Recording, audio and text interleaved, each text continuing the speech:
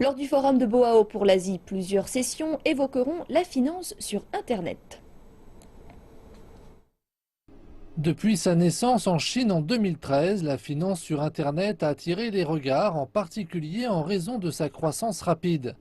Les services consommateurs comme les paiements par un tiers et les méthodes de financement comme le financement participatif ont doublé, voire triplé leurs résultats de croissance annuelle. La finance sur Internet concurrence-t-elle la finance traditionnelle? La croissance vertigineuse du secteur peut-elle maintenir une vitesse saine? Ici, au Forum de Boao pour l'Asie, les participants auront à leur disposition 2 sessions pour alimenter le débat entourant l'avenir de la finance sur Internet. Pour Jin Lin, l'un des participants, il est clair qu'après 1 ou 2 années de croissance, nous devrions tous changer de point de vue au sujet de ce secteur. En fait, la finance en ligne s'est développée jusqu'à devenir un soutien au système financier chinois. Nous avons des collaborations étroites avec les sociétés financières traditionnelles.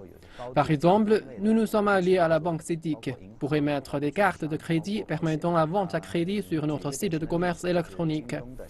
Nous émettons quotidiennement 1 million de cartes. Cependant, certains secteurs de la finance sur Internet font face à une perspective moins positive. Les prêts entre particuliers ont connu une croissance rapide, comme moyen de financement rapide, mais ils ont subi de nombreux revers en 2015.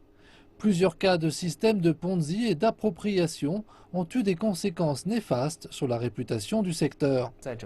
C'est ce qui arrive quand on n'a pas de cadre de travail complet adapté au financement de particulier à particulier. Certaines entreprises ont illégalement pénétré le secteur avec de mauvaises intentions, et nombreux sont ceux qui ont souffert de pertes financières. En juillet dernier, l'organe de contrôle bancaire chinois a mis sur pied une série de directives destinées à la finance sur Internet. Pour beaucoup, il s'agit d'un tournant pour le secteur.